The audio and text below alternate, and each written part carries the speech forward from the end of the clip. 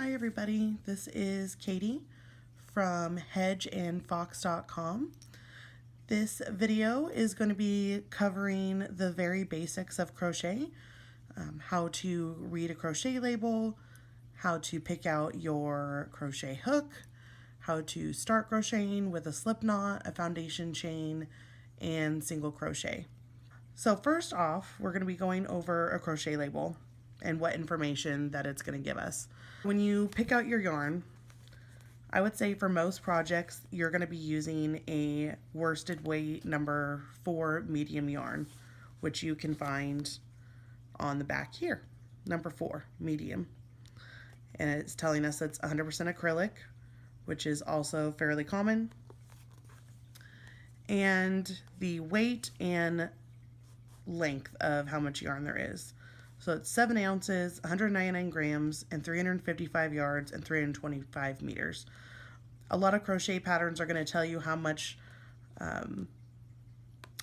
yarn you need in yards per color.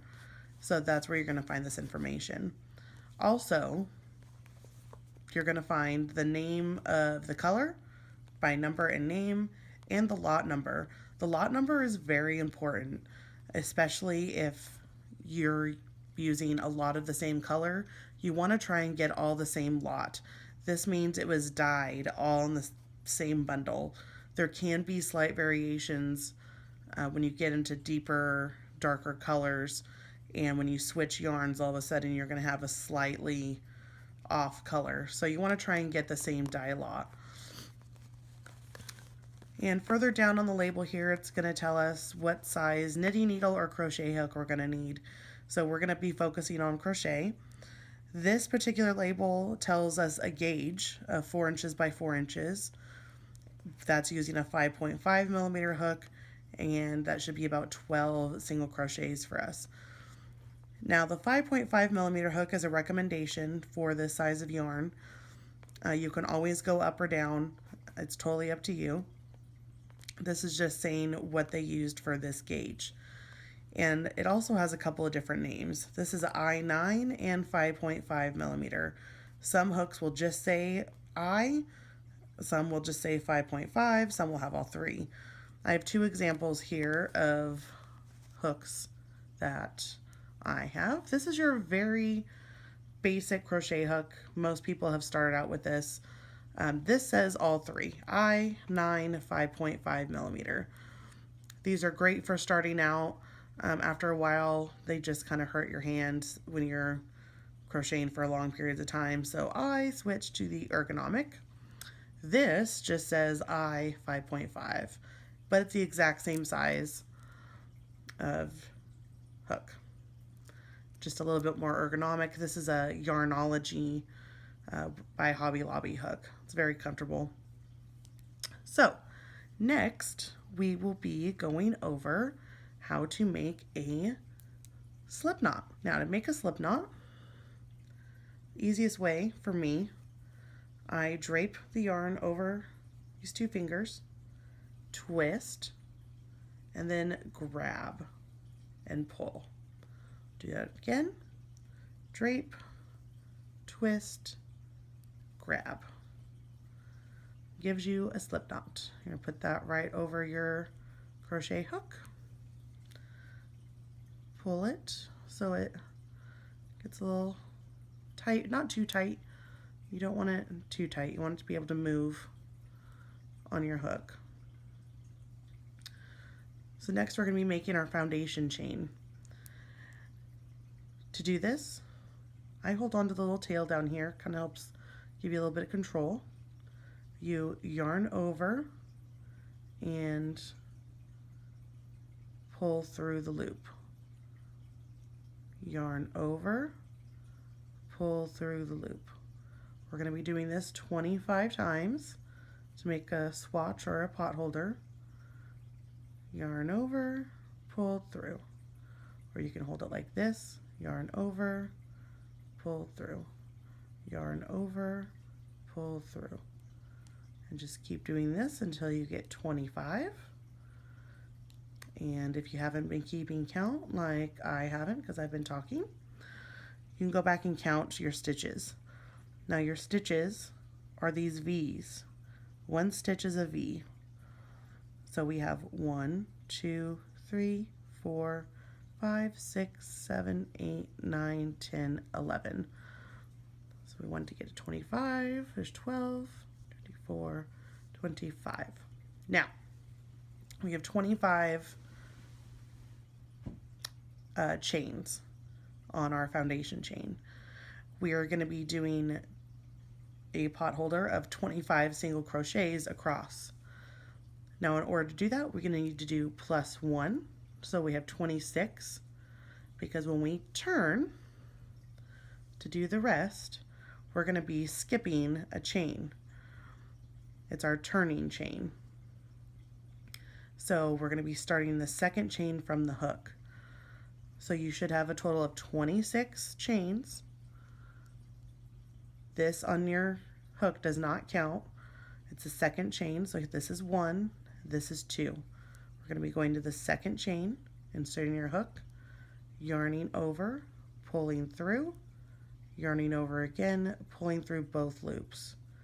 And that is a single crochet. We're going to finish that down the row. So inserting hook, yarning over, pull through, yarning over, pull through 2.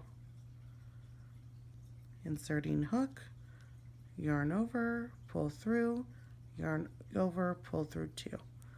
We're going to make our way down the chain here until we have 25 single crochets. So again, we're inserting our hook, yarning over, pulling through, yarn over, pull through 2. So we're going to go all the way down to the end here. Okay, so we're nearing the end, and this last stitch can kind of be a pain because it's right where the slip knot is, but you gotta get it in there. Sometimes have to force it. Pull through 2. Now let's count to make sure we have 25.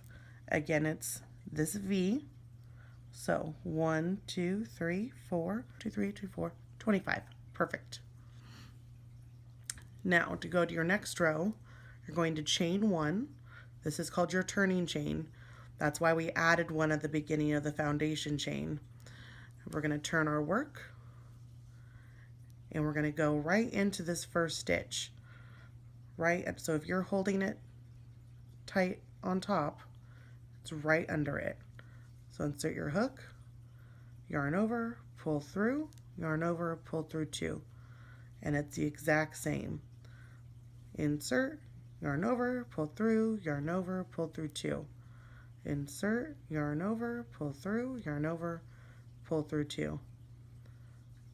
So you're going to continue this all the way down the row.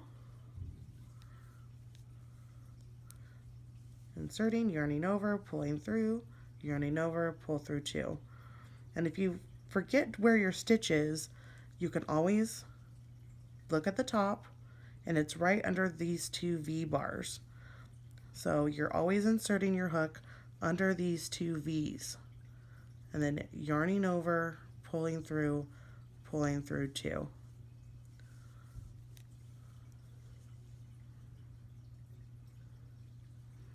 Insert, yarn over, pull through,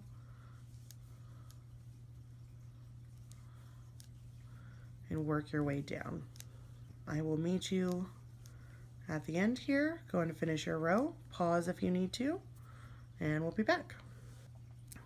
We're nearing the end of this row, so be sure to get your last stitch here. It's going to look a little difficult to find, but obviously we're short one, so you got to get under these last 2 V's right here, and then yarn over, pull through, yarn over, pull through 2. And it's always a good idea to go back and double count. It's a pain, but it's easier than ripping everything out at the next 2 rows because you realize you skipped one. So go back and double count your V's. 1, 2, 3, 21, 22, 23, 24, 25. Good, we're on track. So again, you're going to chain 1 as your turning chain, turn your work, and go right into this first stitch. Yarn over, pull through, yarn over, pull through 2. Now go ahead and repeat this process until you have a square sized swatch, approximately this big. And we will meet back. It doesn't need to be exact, but we're gonna go over what a gauge is, and that's a good size to go over that. So pause your video or rewind as many times as you need until you can finish that process, and I will meet you back here to go over gauge. Okay, welcome back everybody. You should all have a swatch around this size. It could be smaller or larger, doesn't matter. We just need to be able to measure our gauge. And again, sorry about the shaky camera, it's going crazy right now. But, so to get started with the gauge, this is a gauge ruler. You can pick this up at any craft store or online on Amazon. You don't have to use this. You can just use a regular tape measure, but this makes it kind of easy, and it has the instructions written right on it. So we're going to go by the gauge that the label gave for us. So we're aiming for a 4" by 4" area that has 12 single crochets across and 15 rows of stitches up.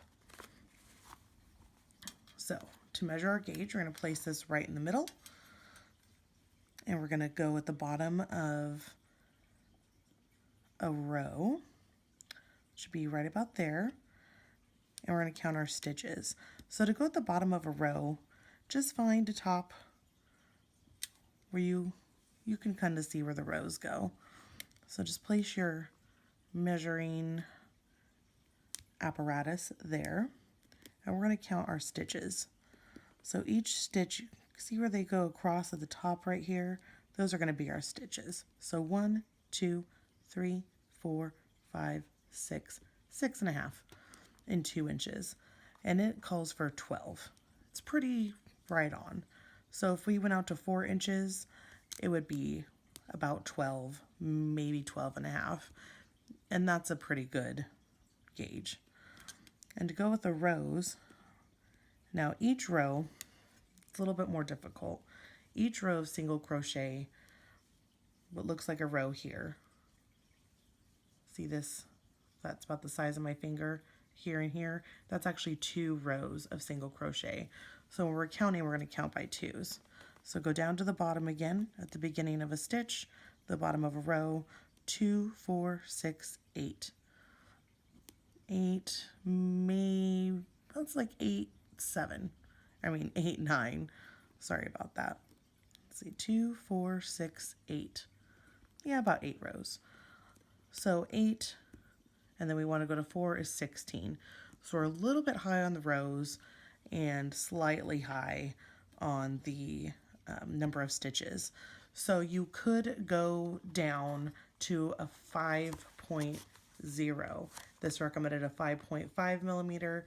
I could go down to a 5.0 and probably be a little bit closer to the gauge that this calls for. Everyone's gauge can be kind of different. It all depends on your tension when you're crocheting, and your hook size, and your yarn size.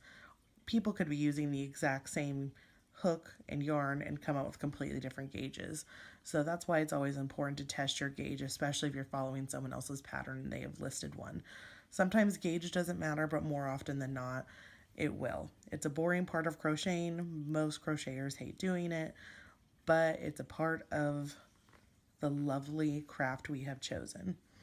So I hope you have learned something from this video, and if you have any questions or concerns or any ideas for a new video, please leave us a comment, subscribe, and there will be new videos on the way. Thank you for joining us.